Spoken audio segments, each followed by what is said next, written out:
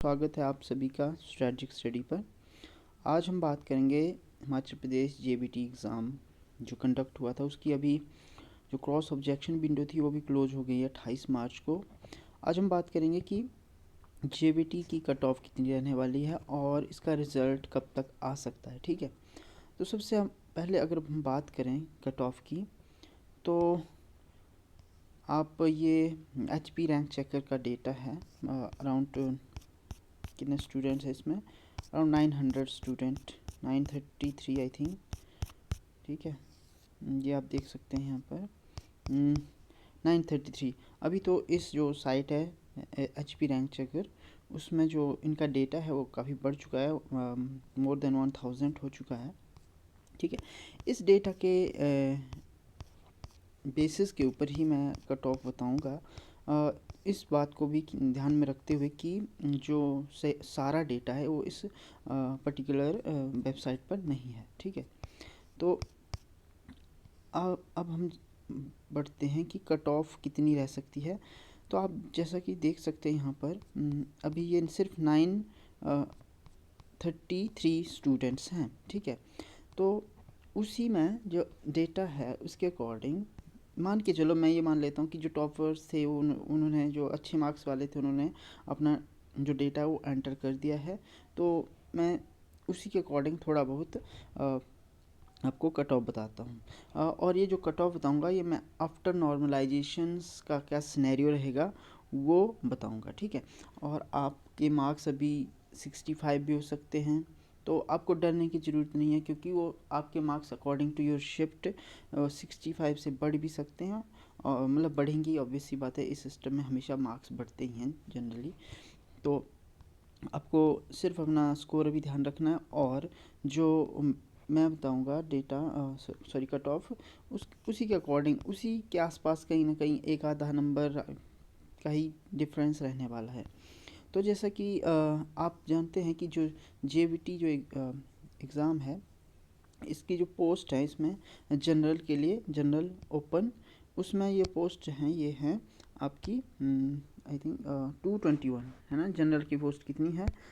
221। ठीक है, तो अगर हम इसको डेटा को अगर हम ध्यान से देखें, अगर हम इस डेटा को ध्यान से देखें तो आप देख पाओगे कि जो ये 221 जनरल लास्ट का, तो यहाँ तक मतलब 67 तक हो रहा है। ठीक है, तो हम इसी को थोड़ा बहुत नॉर्मलाइज होगा स्कोर, और कुछ और भी स्टूडेंट्स ऐड होंगे। तो आप ये मान के चलो कि जो जनरल की कट ऑफ रहने वाली है वो रहेगी आपकी 70+2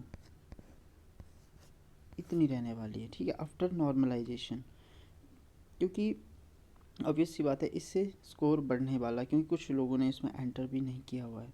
तो आप ये मान के चलो कि इतनी रहने वाली है। ठीक है, अब हम बात करते हैं उसकी EWS, जनरल EWS की बात करते हैं।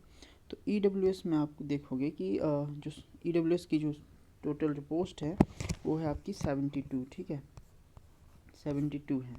तो जो इसकी कट ऑफ रह सकती है वो रहेगी आपकी अराउंड 68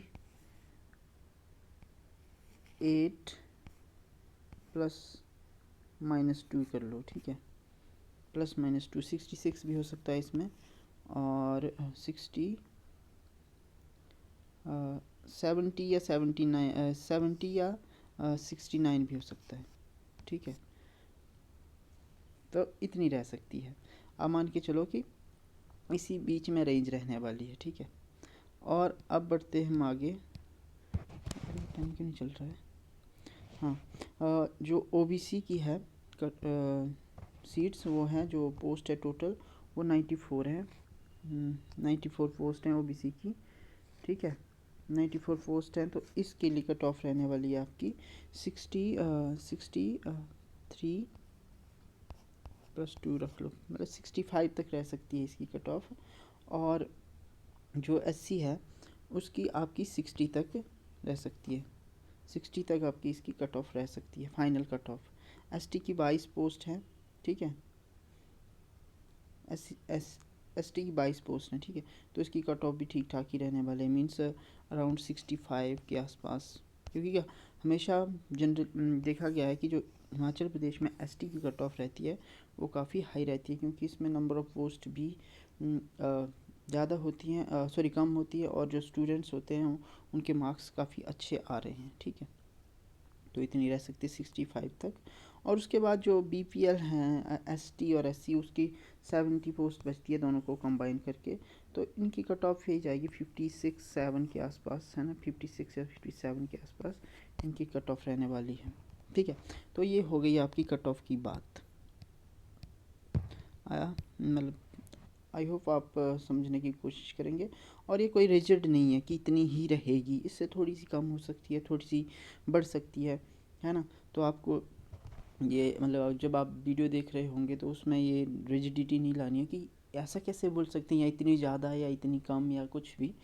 आपने देखना है, अगर आप इस रेंज में आ रहे हो तो आप सिक्योर मान सकते हो, आप इसको अपने अकॉर्डिंग मान भी सकते हो, आप जस्ट नेगलेक्ट भी कर सकते हो कि क्या मुझे पता है कि क्या होगा, तो उस हिसाब से भी ले सकते हैं इसको, ठीक है।